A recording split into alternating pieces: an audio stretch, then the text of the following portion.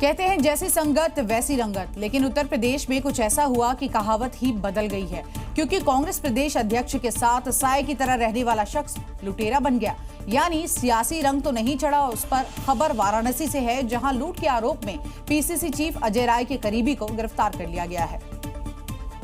क्योंकि अमित पाठक नाम का ये शख्स लूट के साथ महिला से छेड़छाड़ और सेंधमारी उगाही जैसे संगीन मामलों का आरोपी है। एक जमाना था जब कांग्रेस की गूंज संसद से लेकर सड़क तक सुनाई देती थी, और आज कांग्रेस के प्रदेश अध्यक्ष के करीबी का नाम थानों में गूंज रहा है। यानी राजनीति में जो स्किल चाहिए होती है, उन सभी क्राइटेरिया में अजय राय का ये करीबी अमित पाठक अव्वल नंबरों से पास होता है। बस सत्ता नहीं, इसलिए बेचारा फंस गया, वरना मजाल थी कि कोई लुटेरा कह देता या गिरफ्तार कर लेता। अब कांग्रेस भले ही इसे व्यक्तिगत मामला बताए, लेकिन भाई जब प्रदेश अध्यक्ष का करीबी ही उगाही, लूट और छेड़छाड़ जैसे मामलों का आरोपी हो, तब सवाल पूछना तो बनता है कि क्या अजय राय को अब तक ये पता नहीं था कि उनके साथ साए की तरह रहने वालों के नाम कौन कौन से कीर्तिमान दर्ज हैं।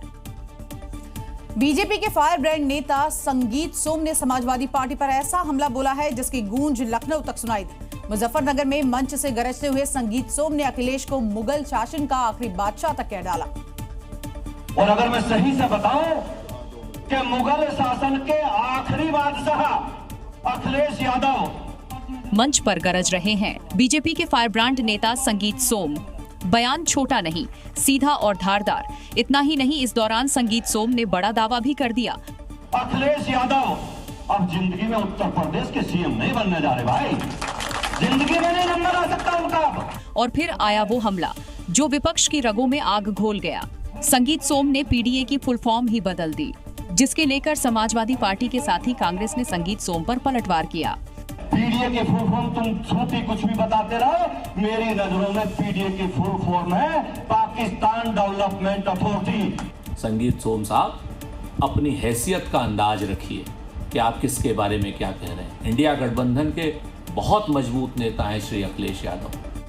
दिल्ली के सीएम रेखा गुप्ता के सरकारी आवास को लेकर सस्पेंस खत्म हो गया है। रेखा गुप्ता को सरकारी बंगला आवंटित हो गया है और इससे पहले वो अपने निजी घर से ही सारा का सारा कामकाज देख रही थी।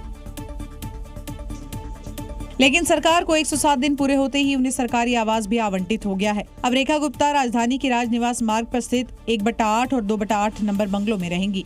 बंगला नंबर 1 और 2 दिल्ली की नई मुख्यमंत्री सीएम रेखा गुप्ता को अलॉट हुआ है। वहीं बंगला नंबर 3 उन्हीं के मंत्रालय में जो मंत्री हैं रविंद्र इंद्राज, उन्हें दिया गया है। और बंगला number 4 deputy speaker Mohan Singh Bisht को अलॉट किया गया है।